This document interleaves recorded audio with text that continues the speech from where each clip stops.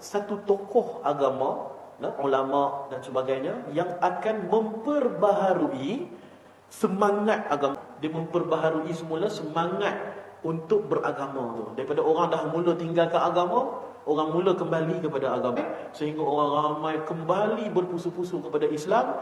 Mulalah majlis-majlis ilmu apa semua ni dipenuhkan oleh orang ramai. Yang pada satu masa dulu orang dah tak suka dah. Orang cari konsert, orang cari supermarket, orang cari tempat-tempat viral, dah tak ramai dah orang nak datang ke masjid. Tapi akan datang mujaddid pada setiap 100 tahun yang akan membawa orang ramai kembali kepada agama. Jadi sebab itulah kelihatan puak-puak Dajjal ni semakin terdesak. Mungkinlah disebabkan dah nak habis 100 tahun ni, mereka buat satu plan untuk menyerang. Sekarang ni kan konflik Palestin, Gaza dengan Israel, yang mana mereka berperang dan sebagainya, dan berlaku genosid, nak menghapuskan rakyat Gaza seluruhnya. Macam-macam lah kita dengar. Ada yang kata sebab di Gaza ni ada gas, ada sumber asli yang banyak, yang bernilai sampai 1/2 triliun. Disebabkan perkara-perkara tersebut, dia orang nak hapuskan, dia orang nak kuasai sepenuhnya Jerusalem, sepenuhnya kawasan Palestin. Nampak semakin lama semakin terdesak dia orang ni, semakin dia orang melanggar kita kata peraturan-peraturan dunia ni tanpa menghiraukan orang ramai, kerana mereka tahu mereka dah ada proksi-proksi yang kuat di setiap negara yang hanya akan berdiam diri dan tidak berbuat apa-apa. Dan kita hanya boleh berkempen dekat tempat kita saja, bawa bendera, buat perhimpunan dan sebagainya. Adalah InsyaAllah mudah-mudahan Allah Ta'ala terima. Tapi dari sudut memberi kesan impak yang besar kepada mereka tu, dia orang ni macam tak heran pun dengan benda-benda macam tu. Walau bagaimanapun, rahsia Allah Subhanahu Wa Ta'ala ni kita tak tahu. Daripada kempen-kempen yang macam ni, mungkin akan menyebabkan lebih ramai orang mula mencari gali tentang Islam, yang akan menyebabkan ramai orang bukan Islam masuk Islam. Dan boleh jadi orang yang dah Islam akan menjadi semakin Islam ataupun semakin soleh. Wallahualam, mungkin itu kesan dia yang kita rasa positif lah. Mungkin di sana tidak berhenti pengeboman, tapi di tempat-tempat lain semakin ramai orang Islam, semakin ramai orang menerima Islam, semakin ramai orang nampak indahnya Islam dan sebagainya. Okey, baik. Jadi kita dah faham tentang fitnah, kerosakan yang berlaku dalam dunia kita dalam tempoh masa 100 tahun. Sekarang kita pergi kepada watak jahat dia. Watak jahat dia ialah Dajjal. Baik, Dajjal ni dia menggunakan sirah mubalaghah. Sirah mubalaghah ni benda apa?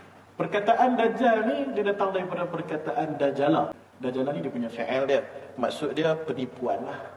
Tapi bukanlah bermakna tipu semata-mata. Sebab dalam bahasa Arab, tipu ni ialah kadzaba. Man kadzaba alayya muta'ammidan, dalam hadis ada sebut. Jadi perkataan takzib, kadzaba itu adalah tipu. Tipu ni maknanya kita tipu hidup-hidup seseorang tu. Contohnya benda ni warna hitam, dia kata ni warna putih ni. Itu tipu. Tapi Dajjal ni dia lain sikit. Dia tipu juga, tapi bukanlah tipu seperti kadzab. Kalau Dajjal, dia lebih kepada belitan. Dia lebih kepada penipuan yang terancang sehingga seseorang itu tidak sedar dia kena tipu. Macam seseorang yang kena scam. Scammer ni boleh kita guna perkataan Dajjal pada dia. Sebab dia belik sana belik sini, dia buat link situ, link ini, kita tekan link dia keluar Shopee. Tekan link ni keluar Facebook. Dia nak luaran dia nampak semua cantik indah. Kadang dia bagi tahu invest banyak ni, dapat banyak ni. Semuanya cantik-cantik sehingga pada luaran dia nampak cantik, tapi bila kita dah masuk je kena tipu punya. Jadi tak sedar tentang penipuan tersebut, maka itu adalah Dajjal. Sebab itulah Dajjal ini tidak disebut kazab kepada dia.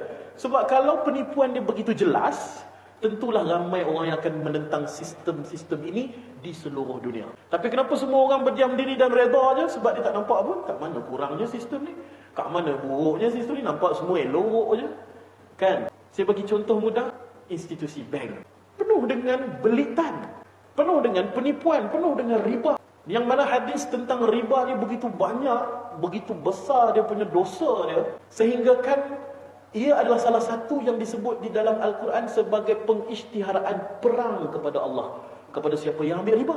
Orang yang ambil kali kedua, kali pertama Allah Ta'ala maafkan kalau dia bertobat. Siapa yang ambil kali kedua, Allah Ta'ala kata kekal di dalam neraka.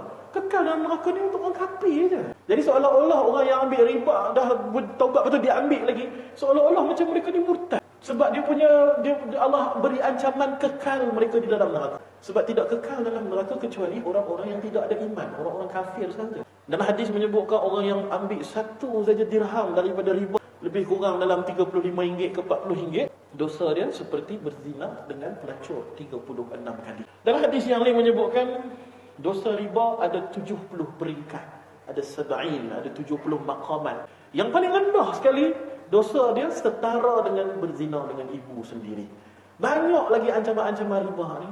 Tapi kalau kita tengok kilang kasebut marah, kan? Kita tengok kelab malam marah, ada panggung wayang yang cerita bukan-bukan marah.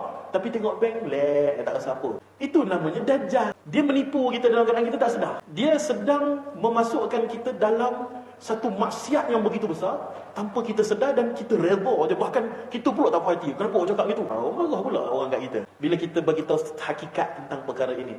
Jadi itulah dajjal. Dajjal ni belitan. Dia menipu dengan cara yang sangat seni. Dia hias dengan sangat cantik pada luarannya, sehingga orang tak sedar pun dia kena tipu. Sebab itulah Rasulullah tidak menamakannya sebagai kazab. Rasulullah menamakannya sebagai dajjal. Dalam bahasa Inggeris, kazab ni kita sebut lie, L-I-E. Kalau dajjal ni kita sebut deception. Deception ni putar belik. Kalau dah dajjal ni pun, perkataan dajjal biasa ni pun dah putar belik dah. Rasulullah ni menyebut dia dengan Dajjal. Dia adalah isim, kata nama. Dia ada satu kaedah nahwu yang disebut sebagai sirah mubalaghah. Satu kaedah untuk menggambarkan sesuatu, kata nama itu bersangat-sangatan. Nah, kalau Dajjal ni pembelit, Dajjal dengan sabdu sangat pembelit. Bila ditambah sabdu. Jadi Rasulullah nak bagi tahu, kata punya dahsyatnya penipu dan pembelitnya Dajjal ni, maka diberi sirah mubalaghah kepadanya. Gambaran ini menunjukkan begitu hebatnya di dalam seni membelit, sehingga satu dunia 7-8 bilion manusia kena tipu dan kena belit dengan dia, dan masing-masing rasa happy dan tak rasa kena tipu pun. Siapa yang boleh buat? Kita boleh tipu satu orang, dua orang, boleh tipu 7 bilion orang tak? Tak boleh. Lambat laun akan kantoi juga.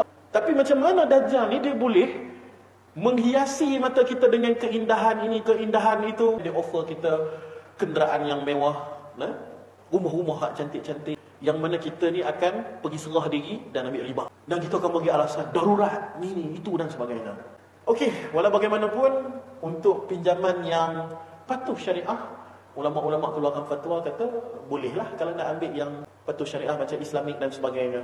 Okey, biasa kita faham Dajjal ni adalah satu orang individu yang mana mata satu tak.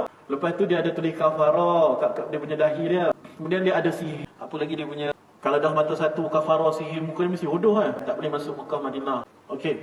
Ini semua antara ciri-ciri yang biasa kita dengar lah. Maka orang ramai pun mulalah buat ilustrasi. Dan orang ramai mula memasukkan imej tu dalam kepala, dan dia orang pun menunggu-nunggu je Dajjal yang ini.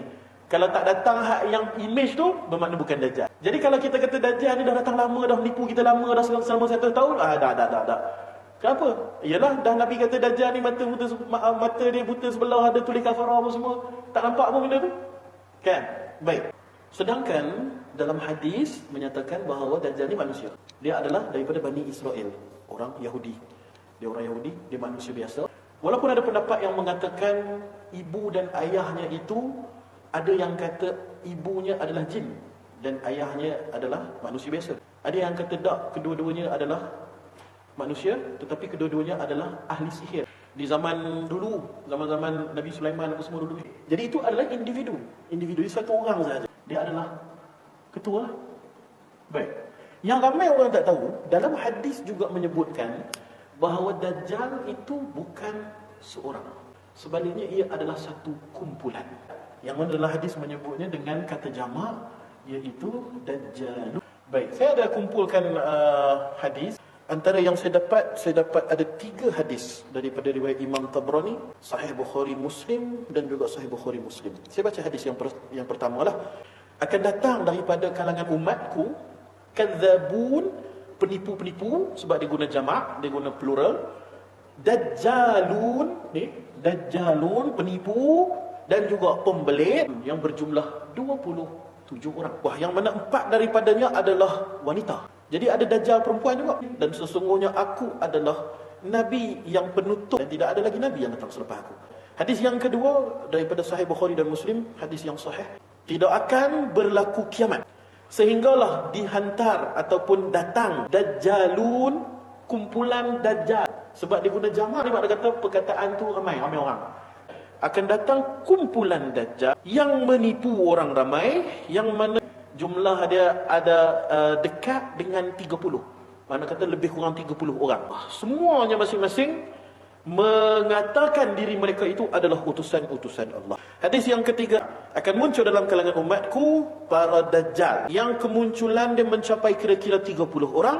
Masing-masing daripada mereka akan mengakui mereka itu adalah utusan daripada Tuhan. Dan aku adalah Nabi yang terakhir. Tidak ada Nabi selepasku dan tidak ada Nabi selepasku. 2 kali Nabi SAW ulang. Jadi kita dapat tahu daripada hadis ini bahawa Dajjal ni ada 2. Satu yang individu, satu lagi jamaah dia. Dia punya organisasi Dajjal. Jadi Dajjal tak bergerak seorang-seorang. Dia ada dia punya kumpulan dia. Nah, yang nombor 2. Ini yang perlu kita fahami. Okey. Ketika Dajjal dijumpai oleh Sayyidina Tamim Ad-Dari, satu-satunya sahabat Nabi yang pernah bertemu Dajjal depan yang individu atas ni adalah nama dia Sayyidina Tamim Ad-Dari. Ketika itu dia masih lagi beragama Nasrani ataupun agama Kristian, dan dia telah dihanyut ombak, dihanyut oleh laut selama sebulan, lalu terdampar di sebuah pulau. Kita pun tahu hadis ni kan. Lepas tu ada binatang yang apa tu, dia depan belakang dia aja sasah tu kan, penuh bulu depan belakang.